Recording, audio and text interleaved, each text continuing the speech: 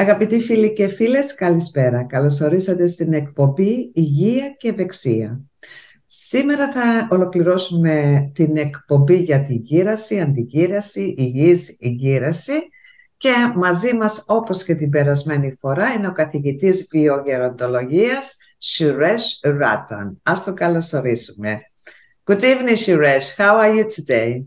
Good evening, Vasula. Very nice. Nice to see you again. Excellent. What an interesting topic, Suresh. I mean, I think we can talk for ages about these topics, and audience, viewers, they loved it as well. Thanks. Now, they have a question, I've got a few questions, of course, about stress. Because we know we have to eliminate stress from our lives to try to prolong our life. On the other hand, doctors, they come and tell us, you should create some stress, exercise by exercising. We do stress ourselves. If we are walking fast, if we are running, we can see sometimes, our heart is beating too fast, etc. So can you tell us a bit more about this? Can you explain?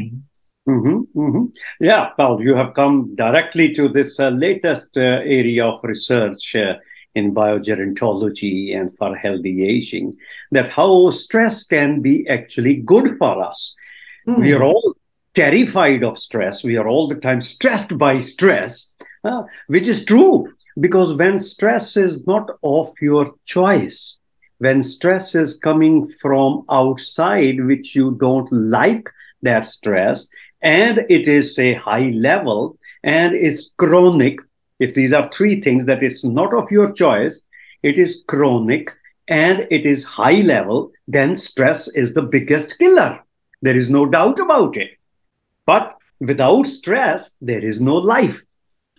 Every time I breathe, actually I create stress, oxidative stress, which challenges the system.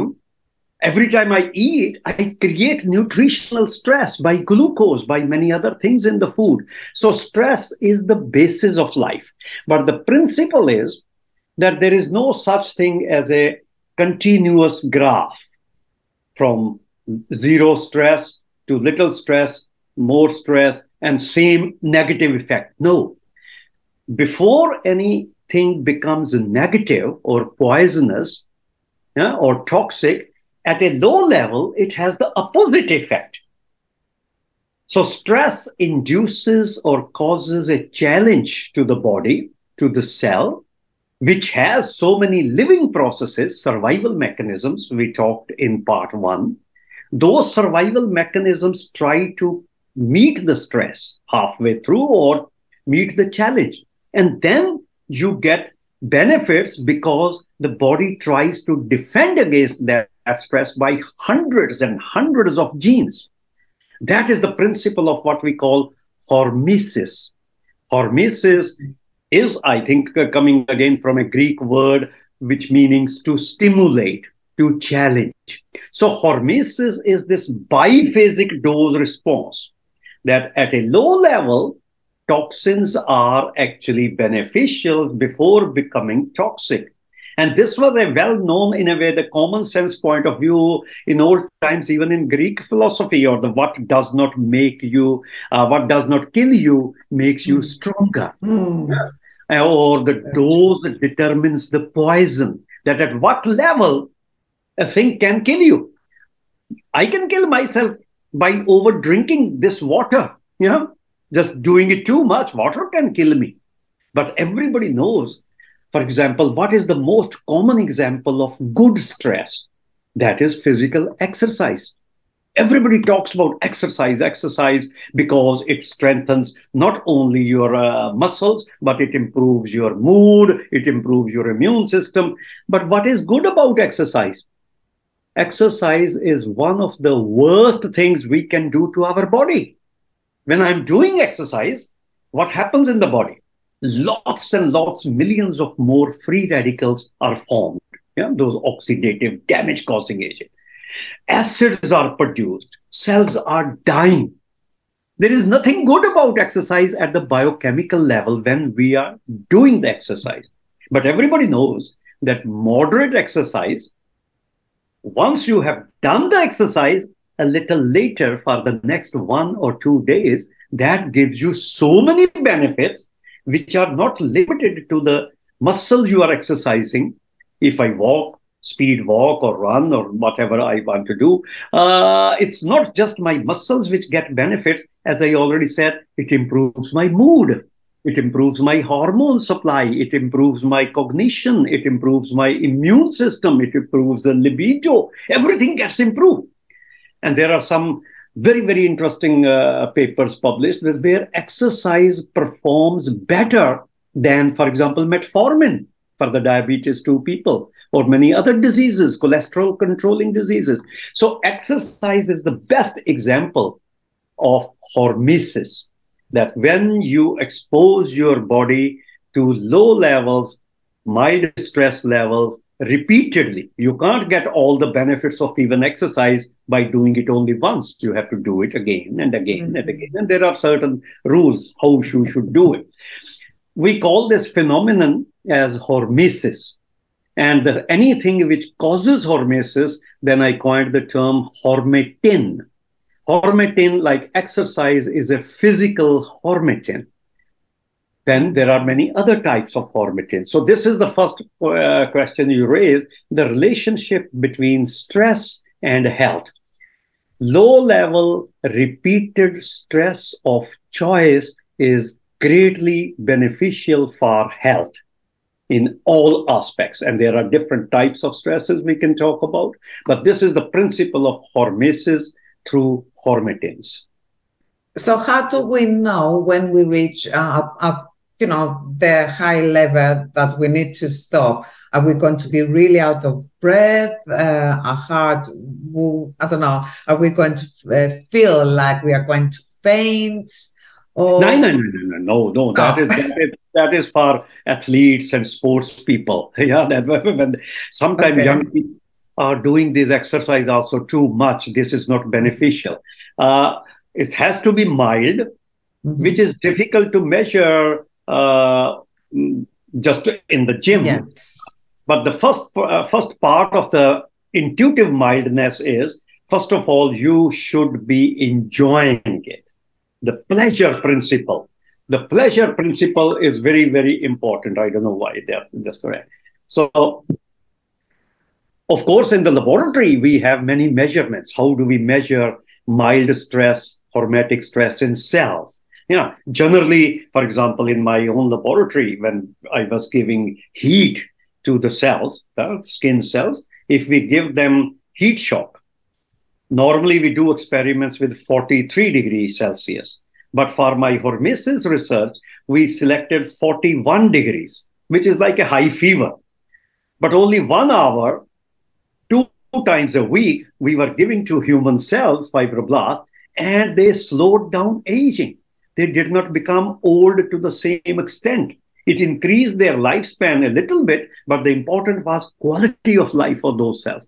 So there the formula was that it should not be maximum response, it should be only 30% response of the maximum.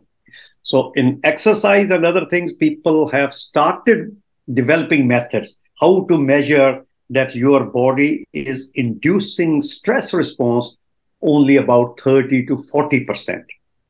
So we will have in the future maybe some kind of app or saliva test which can show that, okay, now you are responding in the hormetic dose or in the hormetic range, and don't do it over that. But at the moment, the best principle is if you like doing certain stressful activity, which is of your choice and you like it, that is the starting point. And then you can repeat it with either 1 day gap and changing the muscle type. And then there is variety. You don't do the same exercise every day. You change your body's thing. So this is a general principle of hormesis, which applies to stress from physical exercise, which applies to stress from food components, which also applies to stress from mental stress, where you focus things, where you are working hard on that.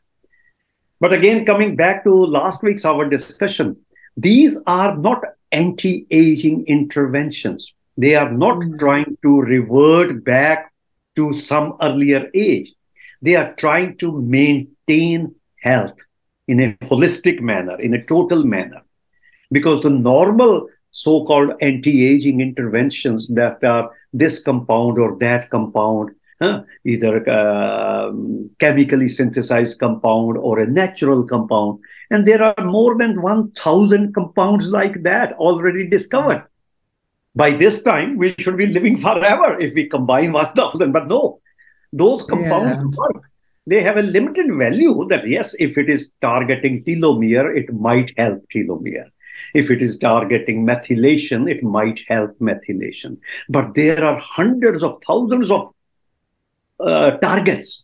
So those compounds are wonderful, but they are not doing in a holistic way. They are not improving health. They might help some focused problem. Yeah, if you have, for example, low levels of certain vitamins, yes, you can take the vitamin to balance it out. So that is a different approach. The approach of hormesis as a healthy aging approach, that where we maintain health, where we enhance health, where we recover health in a whole body context, not just one cell type, not just one target either. And that is what in the first part we talked a lot about, that why we need health approach. Yeah, because there's aging is so complex. So many things are happening that even if you touch on one part, methylation, glycation, telomere, mTOR, whatever, it might be okay for that pathway, but not for the remaining pathway. Yeah. So hormesis. So you started today's talk about hormesis, but this is a fascinating area. It is. So, Suresh, can I ask you, please, with medication, we can extend or prevent death. You know, if you get a disease like cancer or any other serious illnesses, we take the medication and we don't die. Since we can do that, why can't we extend the lifespan? You know, instead of living someone who's going to live 80, 90 years old, to live till 110. And also because sometimes, you know, people, they are going to the doctors, they have checkups, they have no reason, you know, everything is good. And then they just die and they say cause of death, natural cause. Right. So it's a bit confusing for us that we are not scientists. Yeah. No, the very successful biomedical approach, which has been there for the last 150, 200 years, is a wonderful approach for acute situations. When I get a serious disease which can kill me and which has some real clear cause, the cause can be infections, the cause can be viruses, bacteria, some toxicity or other things. That is an acute situation, and biomedicine or the present medical technology saves me from dying. It is a very, very important and great achievement. And if I am in that situation, I will get all that technology, which will stop me from dying now. But to call it that it has extended my lifespan, that is a misunderstanding. Because extension will mean that if I was normally supposed to live, say, 80 years, and then some intervention, whether it's rapamycin or telomere therapy or whatever, there are 1,000 compounds, that is going to make me live instead of 80 to 100. Yeah? The problem there is we don't know how long I'm going to live naturally. There is no way to tell what is my lifespan as an individual. We can tell about averages. Like average lifespan in Europe at the moment for life expectancy is around 80 years.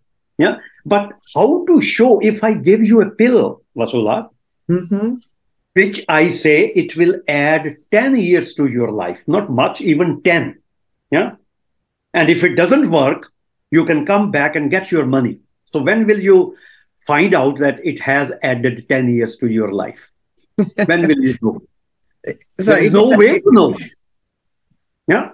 Yes. So my business will never fail, because if you buy that with a money back guarantee, you will never come back for money, because you can only come if you die.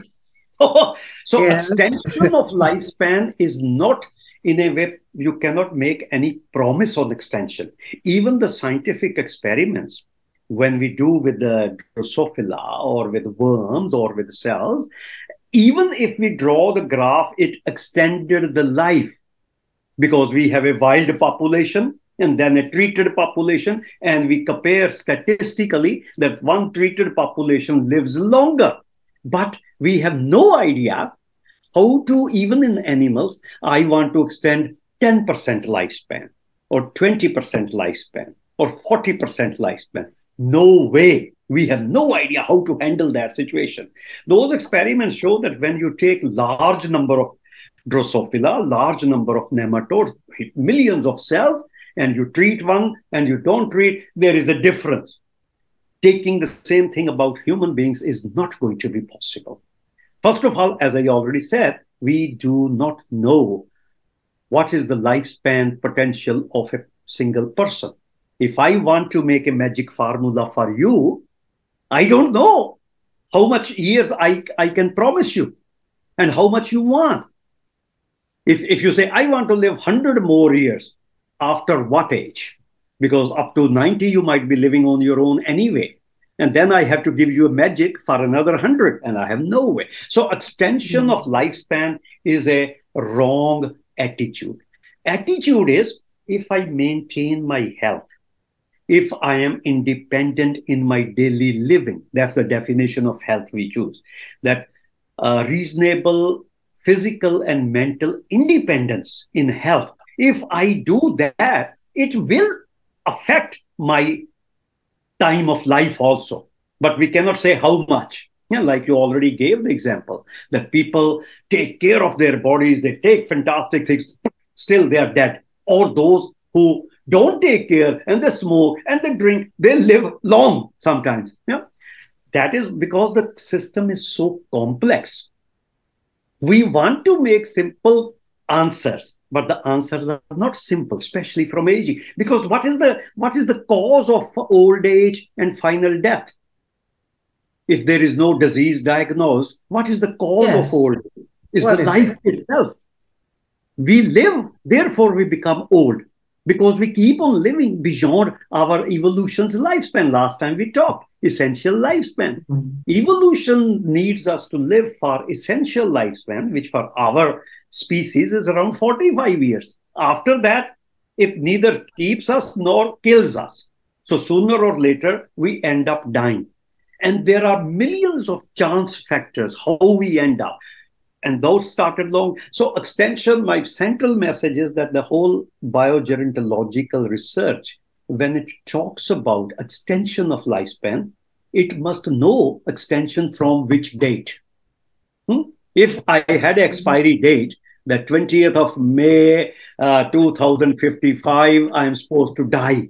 And then you say, okay, now I will add that. But when we don't even know, so I can always cheat you. I will tell you, okay, it only gives 1 year to your extra life. How much money you will give me for that 1 year? That's I have a formula. Yeah. I have to, actually, it was lying here. I just I can't see it. If I give you that pill, which will add 10 years to your life, how much money you will give me? And how will you for life, many people, they will give much money even for 6 months. No, that will be when they are in a serious disease situation. Yes. Yeah? When they are just to extend it, yes. Yeah. But I will make sure. So for a healthy, normal person, that's impossible to answer. That's true. Okay. Well, one more question similar to this. You said there is no way scientists can know, how long are we going to live? okay, scientists that do discover, tests that they can see in our DNA if we will get cancer. Yes. Eventually, do you think scientists might discover something, can check our DNA and see how long is our lifespan? Or there is no way? No. Only statistical estimations at a population level, just like we have the demographic estimation already, that average lifespan in this country is 81, in that other one is 85, or the African countries are about 48, India is around 65. These are statistical estimates. They don't talk about individual lifespan. And the pill is needed for the individual.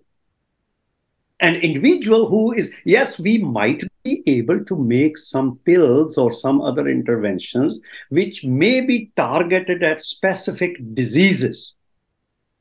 Yeah, that if there is a chance, because even cancer genes, they only add chance that if a woman has BRCA1 mutation, she has, say, about 25% extra chance than ordinary people to get cancer. Maybe we can reduce that chance, because even with the mutation genes of for cancers, not everybody gets cancer. There is no cancer which is 100% guaranteed that if you have that mutation, you are going to get it. It increases the probability. Yeah.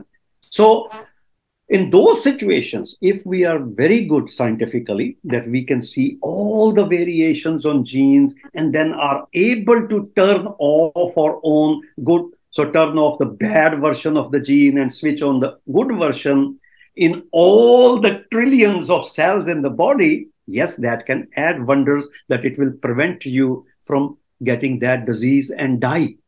So it's again the question of prevention of death, or is it extension of life?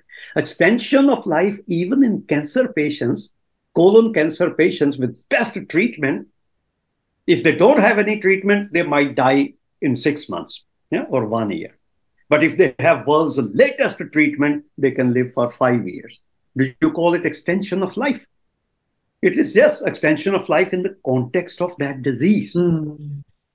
But an extension of life of a normal, healthy person will be by controlling some disease pathways. That if you are sure, like already diabetes, lifespan is extended by the use of metformin.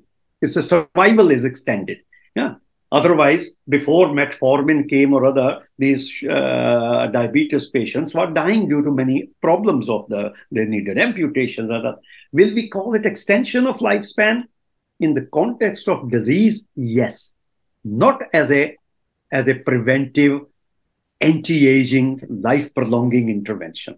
So life-prolonging intervention is basically hormesis, where you try to live your daily life with that concept of biphasic dose response. You take hormetins, you take nutritional hormetins, like in food, a lot of things which we eat, they are actually poisons. All spices are poisons. Plants make them for their defense. But this is what I wanted you to tell us now about food, Suresh, because it's very important. I happened to see a video of yours, which was really good, amazing, that you did, because sometimes we think, okay, fish is good for us, but then spices or lots of, like this Chinese cooking method, which makes it really sweet. So, can you tell us a bit about how to eat our food, the healthy food? Okay, I will first quickly say that for health, there are 3 main approaches for health. One is physical activity, one is food, and third is social and mental engagement. These are the 3 pillars of health. Physical activity, we have talked a little bit. Nutrition is the most powerful intervention. But nutrition means basically protein, carbohydrates, fats, and a lot of micronutrients, even some vitamins, and especially those things like spices, they have no nutritional value. A chili or garlic or ginger, yeah, or rosemary or resveratrol, they have zero nutritional value in terms of protein, carbohydrate, and fat, but they have hormetic value. Spices always create a little bit of stress in the body, like this gurkemaya, or what is it called, turmeric, which is so much well-studied turmeric, yellow powder, curry powder. What does it do actually in the cell? I have done lots of experiments. In the cells, it causes a little bit of stress, oxidative stress, and then the cell tries to increase its defense mechanisms, and you get very good antioxidative effects. But the turmeric is not antioxidative. Turmeric is pro-oxidative. Take the other famous example about sirtuin pathway, this resveratrol in grapes and red wine. What does it do? It creates a stress, and the cell thinks, I have lack of energy. And then it increases sirtuin pathways. And then you get the good result. Or when you don't eat, this fasting, very popular these days. What does fasting do? Fasting gives the signal to the body, hey, there is lack of food. There is lack of things to make new DNA, new RNA, new protein. So it starts to clean up the cell from the old damaged molecules. That's autophagy. Yeah? Similarly, even low level of inflammation. When inflammation, if there is small level of infection, but food is the most important in terms of these spices.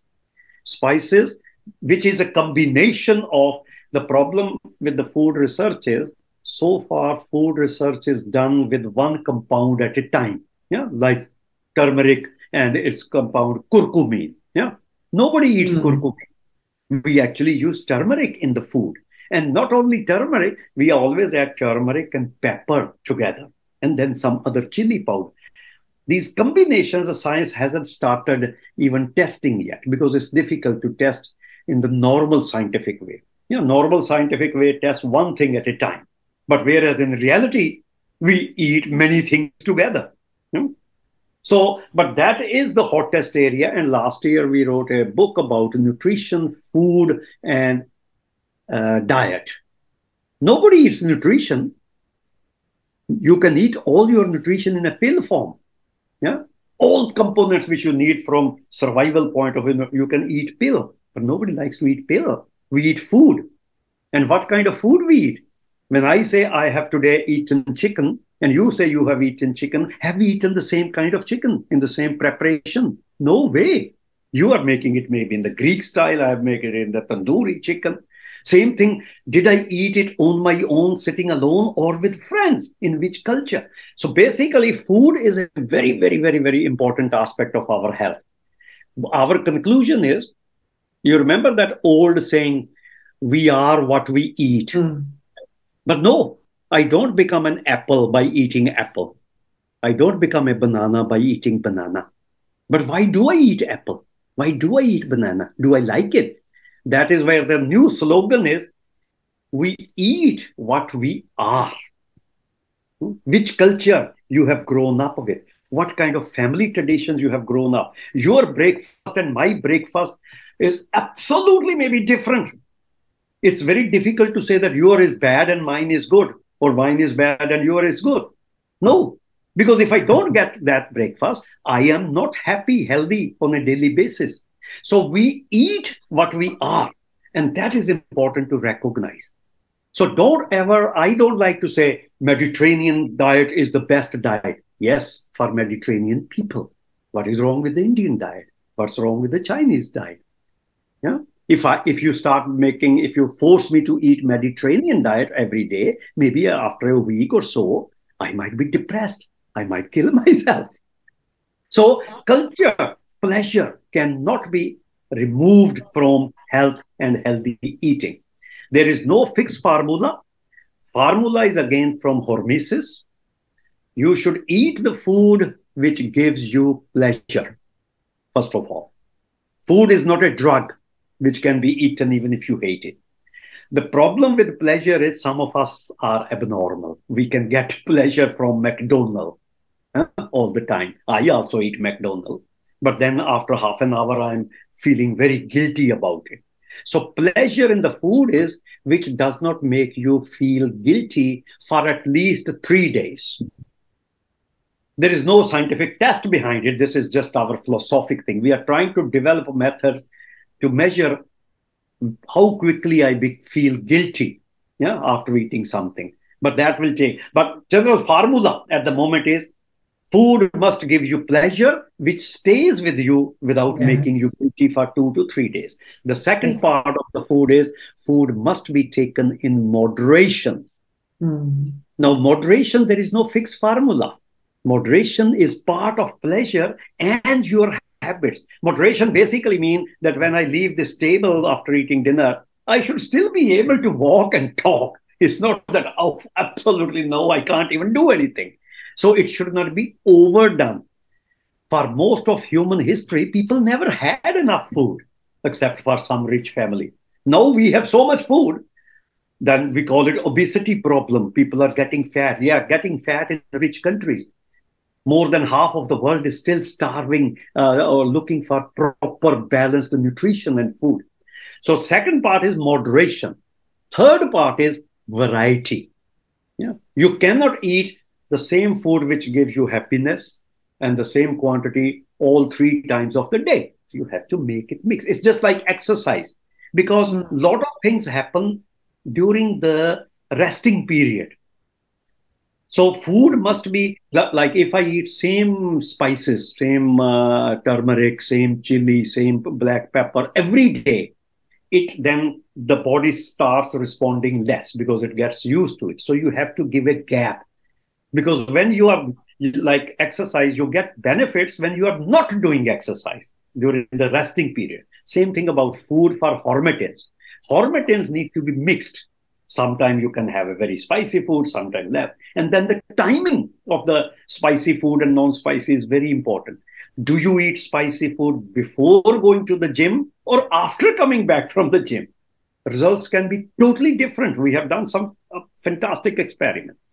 So the hormetic way of life, which is basically the formula for health and immortality. Because you cannot control the number how long. So, but you can maintain health. That's hormetic mean hormesis or a hormetic way of life. It should give you pleasure. It should be done in moderation, and it should be variety. And this applies to physical activity. This applies to food. This applies to social life also. Even social life, only that is good where you get, first of all, pleasure. And then you are doing it in moderation, that you are not just forgetting everything else and it has to be variety. So hormesis, the carry home message for hormesis is, it's the stress or challenge of choice. If you can choose your stress. And that's what we do with physical exercise. Whole day of working in your studio or the university or in a factory, stress, stress, stress. And then in the evening, you put things in a bag, go to a place, give the money, and get more stress. Yeah, because that stress in the evening is your choice stress. Yes. Same thing. Then it should be moderation. So stress of choice gives you pleasure in moderation with variety is actually a fantastic formula for maintaining health, which may or may not extend the lifespan because we have no way to measure it. But it will definitely maybe reduce the chances of serious diseases. Yes. Whether mental diseases or physical diseases. And when you don't have it, of course, when you have a disease, it always takes away some years of your life. So, but we cannot focus on the disease. We can only focus on health, and the consequences will be healthy life without disease, or even with the disease, with new technology and lifespan. So that is my actually message about, and that's why in the first part I talk, it's not anti-aging message, it's healthy aging message. Yes, I remember you said that, Suresh. Thank you so much for all your knowledge, I mean, that you shared with us. Thank you. And hopefully we will have you again sometime in the future, because we can talk for hours, but time is running out. So I have to thank you and wish you all the best and carry on this great project that you are involved with. Thank you so much. I hope your viewers get something out of all these, my two I'm sure we will. Discussion with you. Thank you for your very intelligent questions and helping me to think something new in a new way. Okay? Thank you so much. Vasula. Nice talking to you. Thank you. Αγαπητοί φίλοι και φίλες, ευχαριστούμε που είσαστε μαζί μας. Εμείς θα τα πούμε και πάλι την άλλη Πέμπτη με ένα καινούριο θέμα και ένα καινούριο φιλοξενούμενο. Καλό σας βράδυ.